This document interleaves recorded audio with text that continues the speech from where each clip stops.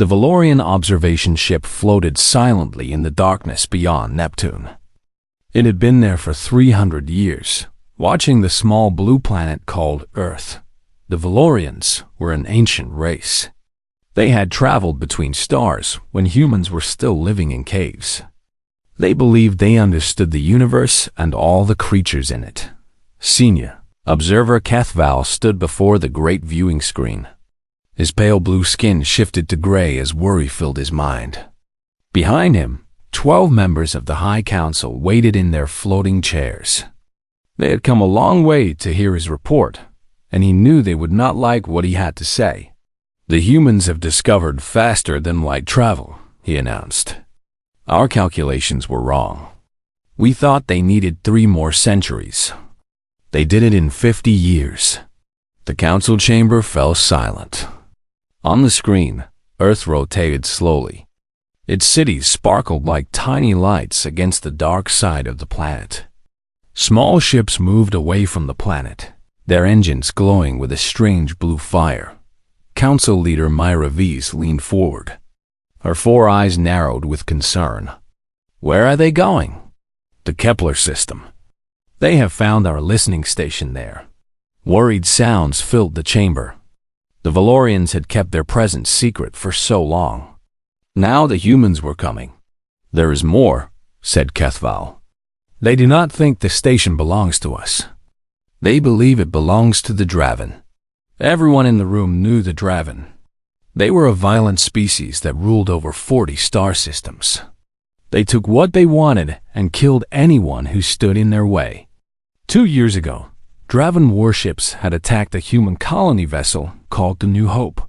They had killed over 4,000 humans, including many children. "The humans are calling this mission Operation Reckoning," Kethval continued. "They have sent 12 warships and 15,000 soldiers." Young council member Tithnu spoke up. "The Draven have conquered entire civilizations. They have thousands of ships. Surely the humans cannot fight them with such a small force." Kethval's skin turned deep violet. This was the Valorian sign of fear. "You do not understand. The humans are not trying to conquer the Draven. They are trying to hurt them. They are trying to make them afraid." Myra V's looked troubled. "Can such a small force really frighten the Draven?" "Watch," said Kethval. "Watch and see what humans do when they are angry." Far across the galaxy, Commander Daniel Hayes stood on the bridge of the USS Valiant. He was a tall man with gray hair and tired eyes. He had spent 30 years fighting in one war or another. He had buried many friends. He had seen terrible things, but this mission was different. This time, he was not defending anything. He was hunting. "Commander, the scout ships have sent back information," said Lieutenant Maria Santos. She was young, only 25, but she had proven herself brave and smart. Hayes trusted her completely. "Show me." The main screen changed. It showed a huge space station floating near a dead moon. The station was round, covered with weapons and sensors. Around it floated at least 40 Draven warships. "A command station," said Hayes. "This is where they control all their ships in this area." "They have many defenders," said Santos. 40 warships, maybe more." Hayes smiled, but there was no warmth in it. "Good. I was worried this would be too easy." He pressed a button on his chair. "All ships, this is Commander Hayes. We have found our target. Remember why we are here. Remember the New Hope. Remember our families. Today, the Draven learned that attacking humans has consequences." On another ship called the Nightfall, Captain Benjamin Cole listened to the message. He was an older man, a friend of Hayes for 20 years. He had volunteered for the most dangerous part of the mission. His ship would strike first. His ship would probably not survive. His crew knew this. They had all volunteered anyway. "Are we ready?" Cole asked his people. "Ready, Captain." They answered. Cole thought about his wife back on Earth. He thought about his children and grandchildren. He had recorded messages for all of them. He had said goodbye in his own way. "The Draven killed 4,000 of our people," he said to his crew. "Women, children, families. They thought we were weak. They thought we would be too afraid to fight back. Today, we teach them how wrong they were." The Nightfall's engines powered up. The small ship began to move toward the enemy fleet. Back on the Valorian observation vessel, Kethval watched with growing unease. He had spent decades studying human history. He had read about their wars, their conflicts, their endless struggles against each other and their world. He knew something that the Draven did not know. Humans were dangerous. Not because they were the strongest or the smartest. Many species were stronger and smarter. Humans were dangerous because they never gave up. They faced impossible situations and found ways to win. They sacrificed themselves for each other without hesitation. And when someone hurt their families, they became something terrifying. "The small ship is moving toward the Draven fleet alone," observed analyst Yethra. "What is it doing? It will be destroyed in seconds." "It is not trying to survive," said Kethval quietly. "Watch." The Nightfall flew directly into the middle of the Draven formation. Its weapons fired in all directions, destroying 3 enemy ships before anyone could react. The Draven commanders shouted orders, trying to understand what was happening. Then the Nightfall exploded. But this was no ordinary explosion. The humans had turned their entire ship into a bomb. A ball of white fire expanded outward, consuming everything it touched. When the light faded, 9 Draven warships were gone. Destroyed in an instant, Kethval's skin went completely white with shock. "They killed themselves," whispered Yethra. "They destroyed their own ship with themselves inside it." "Yes," said Kethval. "This is what humans do. This is why they are so frightening. They are willing to die if it means protecting their people. They are willing to sacrifice everything." On the bridge of the Valiant, Commander Hayes watched the explosion that had claimed his old friend. He felt grief, but he pushed it aside. There would be time to mourn later. Right now, he had a battle to win. "All ships, attack," he ordered. "Make their sacrifice count." The human fleet surged forward into the chaos. The war had begun, and the galaxy would never be the same. The battle at the Kepler system was unlike anything the Valorians had ever seen. Their observation ship stayed far away, hidden by advanced technology that made it invisible. Inside, Kethval and his team watched every moment of the fight. The Draven had 40 warships. The humans had only 11 now after the Nightfall sacrifice. By every logical calculation, the Draven should have won easily. They had more guns, more soldiers, more ships. They had centuries of experience conquering other species, but the humans did not fight the way other species fought. Commander Hayes sat in his chair on the Valiant's bridge, calm and focused. Around him, his crew worked with perfect efficiency. Every person knew their job. Every person did it without hesitation. "Enemy ships forming attack pattern," reported Lieutenant Santos. "They're trying to surround us." "Let them try," said Hayes. "All ships, execute pattern Delta. Stay close, protect each other. Pick your targets carefully." The human fleet moved like a single creature. Each ship covered the others. When Draven missiles came close, the human point defense guns shot them down. When Draven warships attacked, the humans struck back twice as hard. The Draven commander was confused. He had expected the humans to run after losing their first ship. He had expected fear and chaos. Instead, he faced cold determination and deadly precision. "What are they doing?" he shouted at his officers. "They are outnumbered.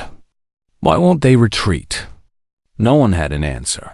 On the Valiant, Hayes watched the battle unfold. His ships were taking damage, but they were giving far more than they received. Every shot his gunners fired seemed to find its mark. Every maneuver his pilots made put them in the perfect position. "The enemy command ship is exposed," said Santos. "Their formation has a gap." Hayes saw it too. The Draven had made a mistake, leaving their largest ship without proper protection. "All ships, focus fire on the command vessel. Take it down." 11 human warships turned their weapons on a single target. Missiles and energy beams tore through the Draven command ship shields. The great vessel tried to retreat, but it was too slow. Within minutes, it was burning. When the Draven command ship exploded, the rest of their fleet fell into confusion. Without orders from their leaders, the Draven captains did not know what to do. Some tried to continue fighting. Some tried to run. None succeeded. Watching from far away, the Valorians could not believe what they were seeing. 23 Draven ships destroyed, reported Yethra. "The humans have lost 2 more vessels, but they are winning." "How is this possible?" Kethval understood. He had seen this pattern in human history, again and again. "The Draven fight for conquest," he explained. "They fight to take things from others. When the battle becomes difficult, they think about saving themselves.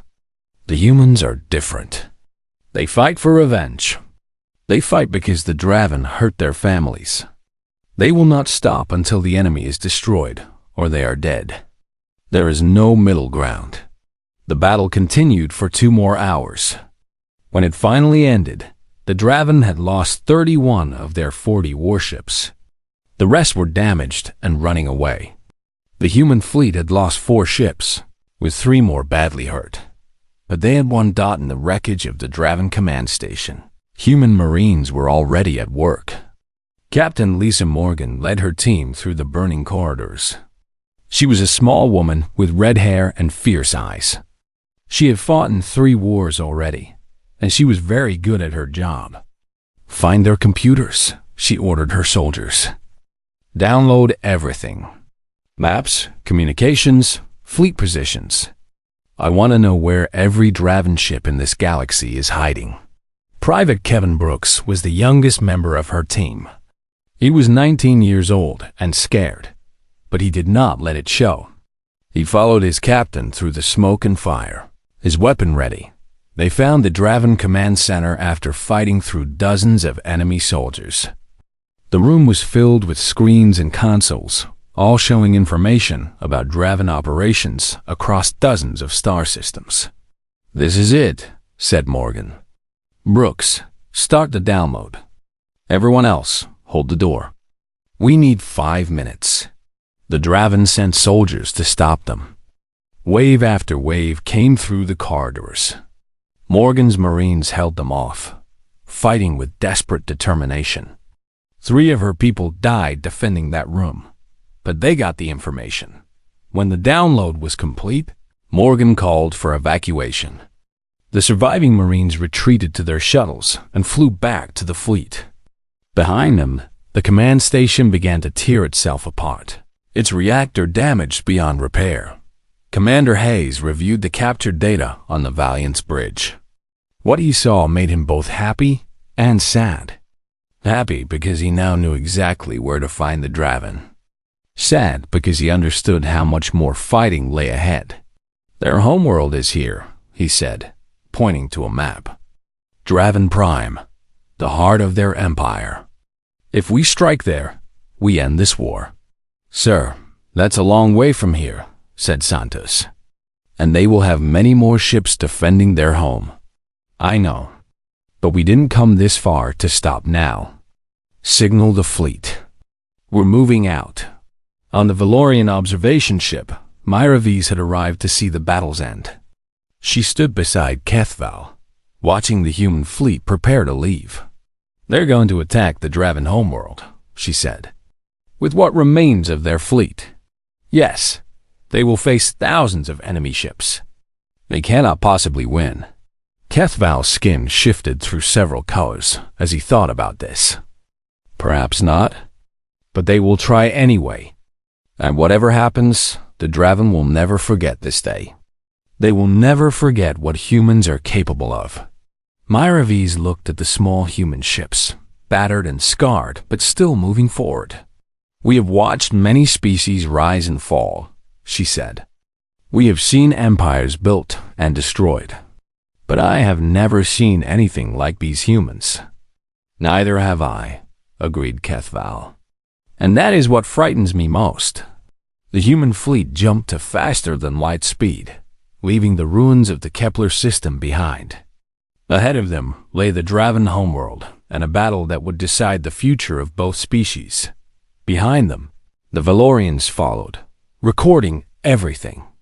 The galaxy was about to change, and they wanted to see exactly how it happened. The journey to Draven Prime took 6 days. During that time, the human fleet made repairs and planned for the battle ahead. They knew what they were facing.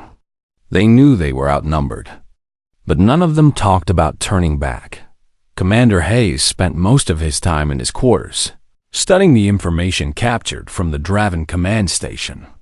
The data showed him everything about the Draven Empire. Their military strength, their weaknesses, their fears. He learned that the Draven had conquered 23 different species. He learned that they ruled through terror and violence.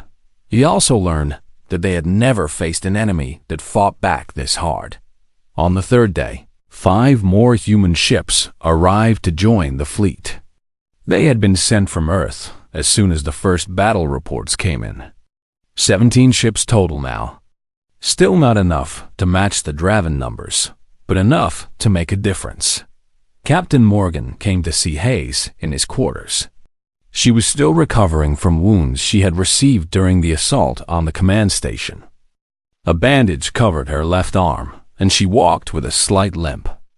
But her eyes were clear and determined. "The Marines are ready," she told him. "We lost good people at Kepler, but the survivors are angry. They want to finish this." Hayes nodded. "We all want to finish this. The question is whether we can." "Permission to speak freely, sir?" "Always." Morgan sat down across from him. "I've been a soldier for 15 years. I've fought in wars on 3 different planets. I've never seen anything like what happened at Kepler. Our people fought like I've never seen before. They sacrificed themselves without hesitation. They protected each other no matter the cost. What's your point?"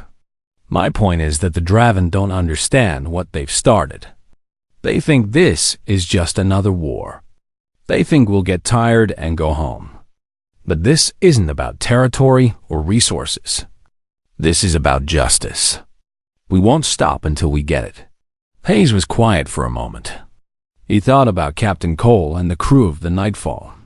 He thought about his own daughter, who had died on the New Hope with her husband and children. "You're right," he said finally. "We won't stop, whatever it costs." Far away on Draven Prime, High Admiral Crathfire prepared his defenses. He had gathered the largest fleet in Draven history. 3,000 warships waited in orbit around the planet. Ground forces numbered in the millions. Every weapon was ready, every soldier trained and armed. And yet, he was afraid. The reports from Kepler had disturbed him deeply. 40 of his ships destroyed by a force less than a third their size. A command station supposedly impregnable, captured and destroyed by a handful of human soldiers. It should have been impossible. His advisor, Vethsal, came to him with more troubling news. "I have been studying human history," Vethsal said. "I wanted to understand how they fight, how they think. What I found is concerning. Speak." "The humans have been at war with each other for their entire existence. They have spent thousands of years developing weapons and tactics. Every generation has fought. Every generation has learned from the one before. They are not like the other species we have conquered. Those species had known peace for centuries before we arrived. They had forgotten how to fight. And the humans? The humans have never forgotten. War is part of their nature. They are born to it." Crathfire stared at the screen showing his massive fleet. "We have 3,000 ships, They have less than 20. Numbers alone did not save our forces at Kepler. What would you suggest? Vethsal hesitated. I would suggest we negotiate. Offer them something they want. End this before more blood is spilled. Krathvir's face twisted with anger. Negotiate? With these creatures? They are insects. We are the Draven Empire. We do not negotiate. Then I fear many Draven will die before this is over. The Valorian observation ship arrived at Draven Prime 2 days before the human fleet. Kefval positioned his vessel far from the coming battle, using asteroids and debris as cover. Council leader Meraviz stood beside him at the viewing screen. They watched the enormous Draven fleet arrange itself around the planet.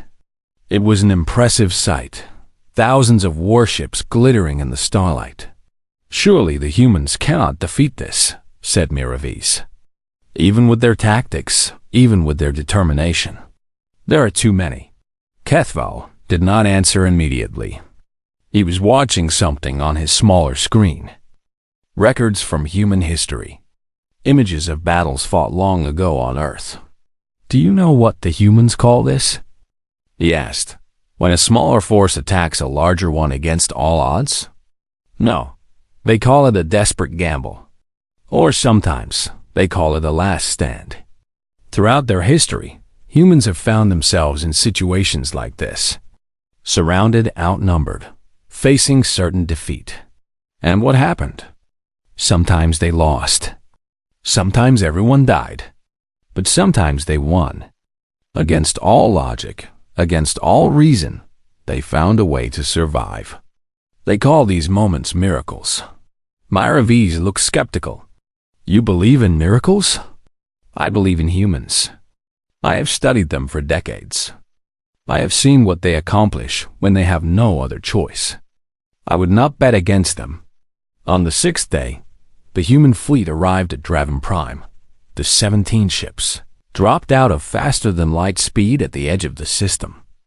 Before them lay the enemy homeworld, surrounded by 3,000 warships. Commander Hayes looked at the enemy forces on his screen. For a long moment, he said nothing. Then he smiled. Lieutenant Santos, open a channel to the fleet. Channel open, sir. This is Commander Hayes. I know what you're all seeing. I know the numbers. We are 17 ships against 3,000. By any normal calculation, we should run away. He paused, letting his words sink in. But we're not going to run. We didn't come all this way to turn back now. The Draven killed our families. They killed our friends. They thought we would be too afraid to respond. They were wrong. He stood up from his chair. Today, we show them what happens when you threaten humanity. Today, we make them understand that attacking us has consequences. Today, we either win or we die trying. There is no other option. Across the fleet, human soldiers listened to their commander. They checked their weapons. They prepared their ships. They made peace with what was about to happen. All ships advance, ordered Hayes. It's time to finish this. The Battle of Draven Prime began at sunrise on the planet below. Not that it mattered in space, where there was no day or night. But the humans marked the time anyway. They wanted to remember exactly when the fighting started. High Admiral Krathvi watched the tiny human fleet approach. 17 ships against his 3,000. He should have felt confident. Instead, he felt a cold fear in his stomach that he could not explain. They are insane, muttered one of his officers. They must know they cannot win. They know, said Krathvi quietly. They simply do not care. He gave the order to attack. 500 Draven warships broke formation and rushed toward the human fleet. They expected an easy victory, a quick end to this foolish invasion. They were wrong. Commander Hayes had planned for this moment. He knew the Draven would attack with overwhelming force. He knew they would expect the humans to scatter or retreat. So he did something they never expected. All ships, hold position, he ordered. Let them come to us. Wait for my signal. The Draven attack fleet raced forward. Their weapons began to fire when they came in range. Energy beams and missiles filled the space between the two forces. Still, the humans waited. "Commander, we're taking hits," reported Lieutenant Santos. "Shields are holding, but we can't take this much longer." Wait. The Draven ships came closer. They grew confident, seeing the humans just sitting there. They spread out, each captain eager to claim kills for themselves. "Now," said Hayes, "execute scatter pattern 7. The human ships suddenly exploded into motion. They split apart in every direction, moving faster than the Draven thought possible. The enemy formation spread out and disorganized. Could not track them. Then the humans struck back. They came at the Draven from all sides at once. Each human ship targeted a single enemy, destroyed it, and moved on before the others could respond. It was like watching wolves attack a herd of confused animals. Within 10 minutes, 100 Draven ships were destroyed or crippled. The human fleet had lost only one vessel. Watching from his command ship, Craftfire felt the fear grow stronger. "Send in the second wave," he ordered. 1,000 ships this time. Overwhelm them. The Valorians recorded everything from their hidden position. Kethval's skin changed colors constantly as he watched the battle unfold. "They are using tactics I've never seen," he said. "Every move is planned. Every action has a purpose. It is like they know exactly what the Draven will do before they do it." "How is that possible?" asked Myra V's. "Humans call it military doctrine. They have spent centuries developing ways to fight larger forces. They have entire schools where they teach nothing but war strategy. Their officers study battles from thousands of years ago, looking for lessons they can use." On the screen, another group of Draven ships exploded as the humans tore through them. "The Draven are brave warriors," Kethval continued. "But they have never faced an enemy like this. They conquered weaker species through raw strength. They never needed clever tactics or careful planning. The humans are showing them the cost of that arrogance." The battle continued for hours. The Draven threw wave after wave at the human fleet. Each time, the humans adapted, changed their tactics, found new ways to survive. But they could not survive forever. The carrier Endurance was the first major loss. She had launched all her landing craft for the ground assault on Draven Prime. When a swarm of enemy fighters targeted her, she could not run. Captain Ruth Adams, commander of the Endurance, made her decision quickly. She ordered all non-essential crew to the escape pods. Then she turned her dying ship toward the largest concentration of Draven vessels she could see. "Helm, full speed ahead," she ordered. The Endurance plowed into the Draven formation like a burning comet. When she exploded, she took 23 enemy ships with her. On the Valiant, Commander Hayes watched his friend die. He felt grief, but he pushed it down. There would be time for mourning later if he survived. "Sir, we're receiving reports from the ground teams," said Lieutenant Santos. "Captain Morgan has reached the capital city. They're fighting toward the Imperial Palace. Tell her to keep pushing. We need to end this before we lose any more ships." On the surface of Draven Prime, Captain Morgan led her Marines through streets filled with burning buildings and screaming enemies. The Draven were fighting hard to defend their homeworld, but the humans were fighting harder. Private Kevin Brooks stayed close to his captain. He had killed more Draven today than he could count. His hands were shaking, but his aim was still steady. "The palace is just ahead," shouted Morgan. "One more push, and we're there." A Draven soldier appeared from behind the wall. Brooks shot him without thinking. Another took his place. Brooks shot that one too. They reached the palace gates, a massive structure of metal and stone. Draven guards stood ready to defend it with their lives. "Grenades," ordered Morgan. "Clear a path." Explosions tore through the gates. The Marines rushed forward, firing at everything that moved. The Draven gods fell one by one. Inside the palace, High Admiral Crothvius received the news that humans were inside his walls. He could hear the sounds of fighting getting closer. His advisors urged him to escape, to run while there was still time. "No," he said. "I will face them. I want to look these creatures in the eye." The door to his command room burst open. Captain Morgan entered with her weapon raised. Behind her came a dozen Marines, all of them ready to kill. Crothfire stood slowly. He looked at the small human woman with the red hair. She was covered in dust and blood, but her eyes were clear and cold. "I am High Admiral Crothvo," he said. "I command the Draven Imperial Fleet." "I know who you are," said Morgan. "You gave the order to attack the New Hope. You killed 4,000 of our people. They were in our space. They were a threat. They were families. They were children. They were traveling to start new lives on a new world. They threatened no one." Crothvale saw no mercy in her eyes. "What happens now?" Morgan lowered her weapon slightly. "Now you surrender. You call off your fleet. You end this war. And if I refuse, then I kill you and we find someone else who will surrender."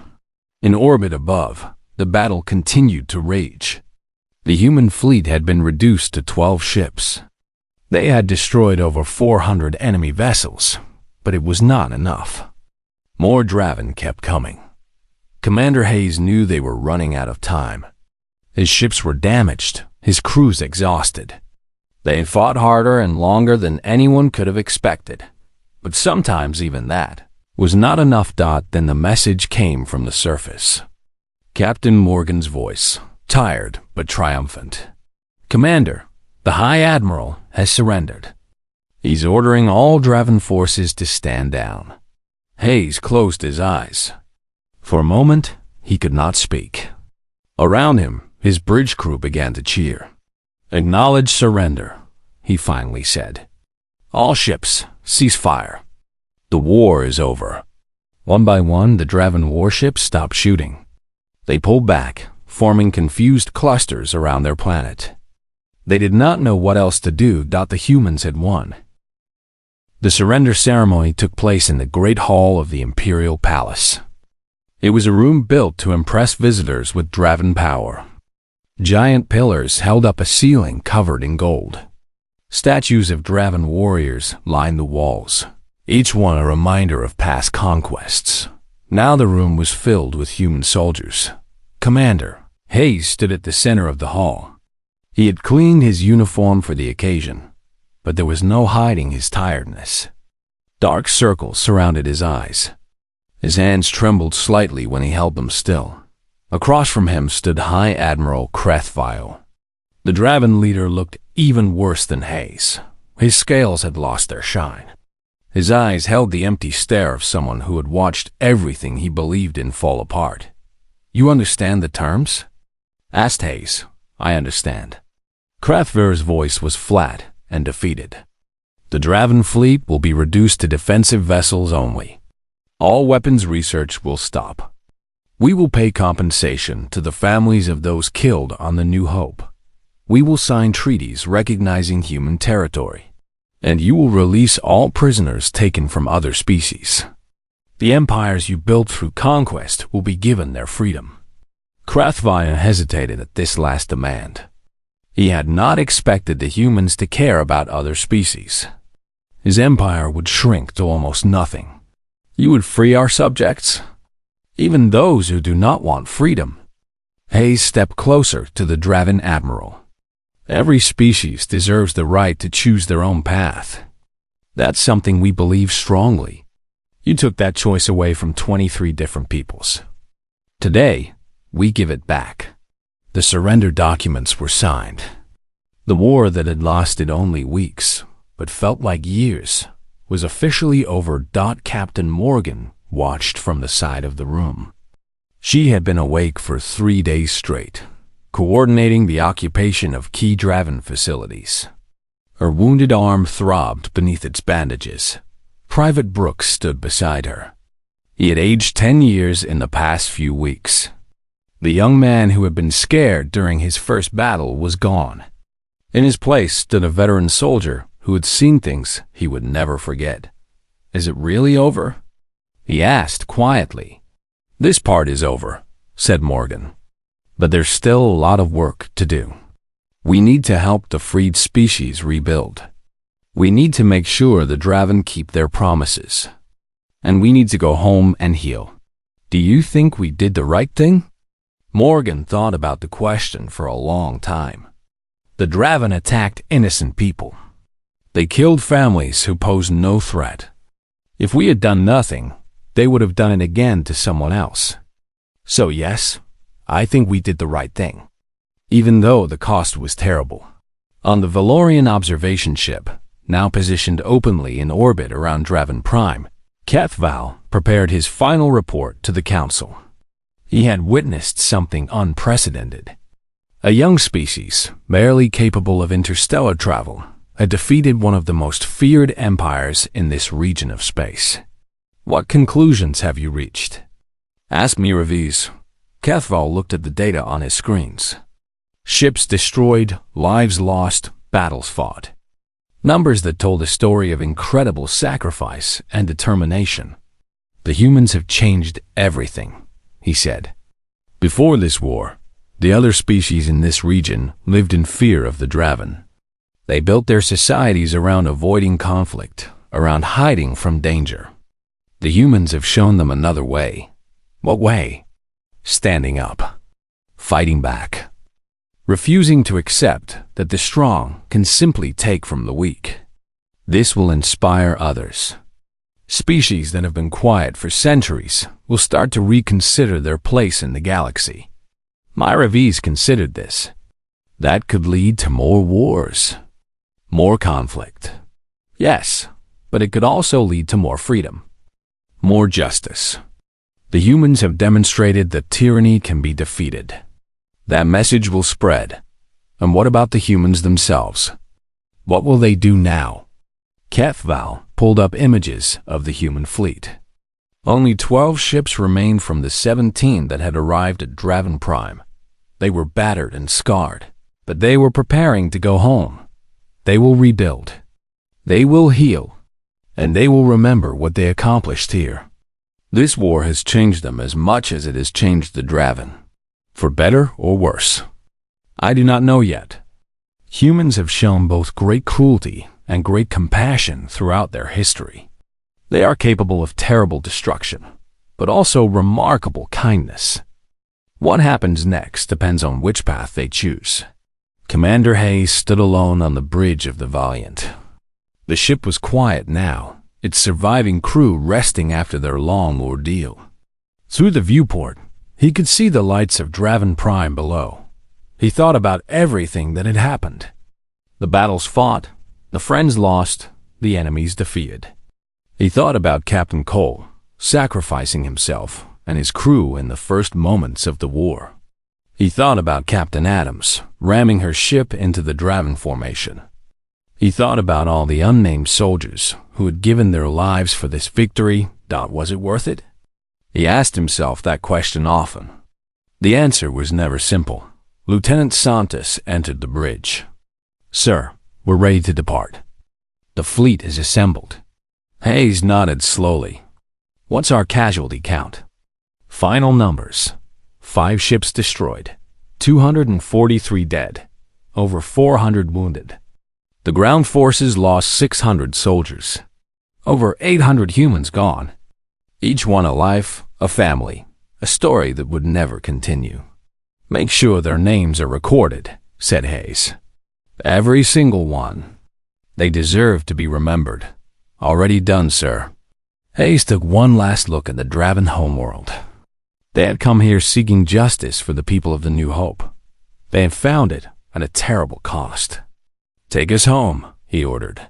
The Valiant's engines powered up. One by one, the other ships of the fleet formed up around her. Together, they jumped to faster than light speed, leaving Draven Prime behind. Watching them go, Kethval felt something he had not expected: respect. These humans, so young and fragile compared to ancient species like the Valorians, had done something remarkable.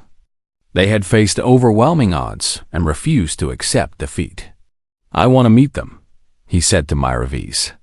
"I want to talk to them, learn from them. That would break our policy of non-contact." "I know, but I think it's time we reconsidered that policy. The humans have earned the right to know they're not alone in the universe. And we have much to learn from each other." Myravis studied him for a long moment. "You've changed your opinion of them. I've watched them fight and die for each other. I've seen their courage and their sacrifice. I've witnessed them show mercy to a defeated enemy when they could have chosen destruction instead. Yes, my opinion has changed." "Very well. I will bring your recommendation to the council." As the human fleet disappeared into the distance, Kethval allowed himself a small smile. The galaxy had changed. New possibilities had opened up. Whatever came next, it would be shaped by what the humans had done here. They had come as avengers, seeking justice for their murdered families. They would leave as something more. They would leave as a species that the galaxy could no longer ignore. The age of humanity had truly begun.